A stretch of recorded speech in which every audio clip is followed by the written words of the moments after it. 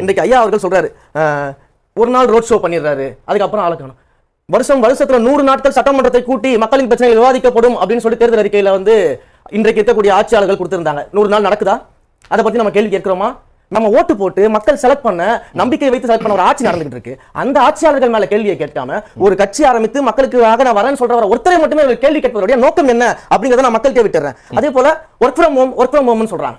இன்னைக்கு work from home சொல்ற இவர்கள் வந்து பாலிடிக்ஸ் ஃபார் ஃபேமிலின்றதை ஏன் பேச மாட்டேங்கிறாங்க? இந்த பரந்தூர் நிலைப்பாட்டுல ஆளுங்கட்சி செய்வது சரியா தவறா? உங்க நிலைப்பாடு என்ன சொல்லுங்க? ஆளுங்கட்சியோட நிலைப்பாடு வந்து என்ன? உங்களுக்கு நிலைப்பாடு என்ன? ஆளுங்கட்சி செய்யறது சரியா தவறா?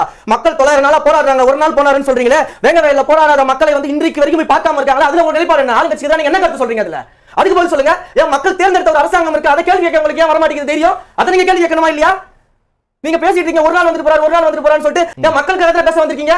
ஆளுங்கட்சியோட ஸ்போக்ஸ் பர்சன் கிடையாதுங்க யாரும். நீங்க திமுக ஸ்போக்ஸ் பர்சன்ஸா? கிடையாதுல்ல, மக்களுக்காக தானே பேசுறீங்க.